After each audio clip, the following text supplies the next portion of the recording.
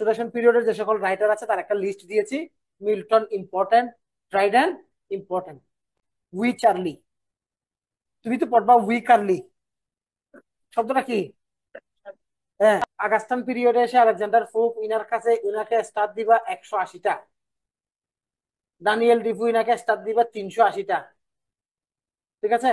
Jonathan Swift ইনাকেও star দিবা সমান সমান। হ্যাঁ, স্যামুয়েল রিচার্ডসন টিক মার্ক দিতে হবে। তার মানে এখানে এই তিনজনই যথেষ্ট গুরুত্বপূর্ণ রাইটার, একেবারে বড় বড় ফিগার, শরৎচন্দ্র, বঙ্কিমচন্দ্র, মীর মশাররফ।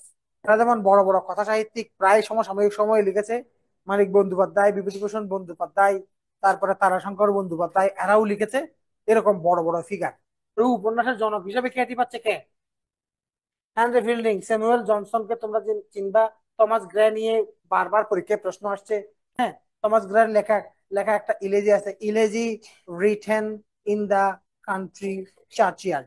এই কবিতাটা থেকে প্রশ্ন আসছে পরপর দুইবার, হুবহু একই প্রশ্ন দুইবার। আর গুলো লাগবে না। মূলত এখানে তিনজন, এখানে তিনজন, তারপরে এখানে কয়জন? তিনজন, তারপরে এখানে কয়জন? তিনজন। তার মানে আমি লিস্ট কমিয়ে দিয়েছি না, অনেকগুলা লেখক থাকলেও। আচ্ছা, এবার এই বেটাগুলাকে আমরা একটু চিনবো। প্রথমে আসো রেস্টোরেশন। রেস্টোরেশন কথাটা কোথেকে আসছে আমরা তো জানি, ঠিক না? আচ্ছা, মিল্টনকে আমরা মহাকবি হিসেবে চিনি। যারা ইংরেজি সাহিত্য কখনোই পড়ে নাই সেও শেক্সপিয়ার এবং মিল্টন এই দুই বেটারে চিনি, ঠিক না? শেক্সপিয়ারকে চিনে আর কাকে চিনে? মিল্টনকে। তো মিল্টন হচ্ছে the greatest master of blank বার। বাংলায় ব্ল্যাঙ্ক ভার্স বা অমিত্রাক্ষর ছন্দের জনক কে? মেঘের মধুসূদন দত্ত। তাহলে বাংলার মিল্টন হচ্ছে, বলো বাংলার মিল্টন কে? হেমচন্দ্র।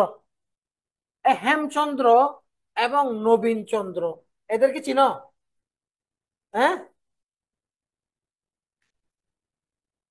এরা কিন্তু মহাকাব্য রচনা করছে। নবীন চন্দ্রের নাম শুনছো? ত্রয়ী মহাকাব্য, মহাকাব্যের রচয়িতা কিন্তু নবীন চন্দ্র।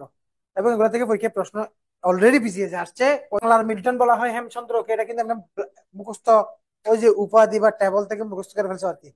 আচ্ছা, তাহলে তার বইগুলো আমি আগে একটু আগে যেহেতু বলে ফেলছি, জাস্ট একটু একটু বলে দিচ্ছি। Paradise lost, paradise Regain. তাহলে রোমান্টিক পিরিয়ড অর্থাৎ 1798 থেকে 1832, এই সময়টা। তাহলে পিরিয়ড থেকে আমাদের একটা প্রশ্ন প্রায় সময়ই আসে। এভাবে রাইটার থেকে প্রশ্ন আসতে পারে, রাইটারের কি নিয়ে, ধরন নিয়ে। সে কি নাট্যকার, সে কি ঔপন্যাসিক, না এরকম এই টাইপের প্রশ্ন আসতে পারে। তারপরে এরপরে মূল মূল প্রশ্ন হচ্ছে রাইটারের রচনা। বিখ্যাত কোন রচনার লেখকের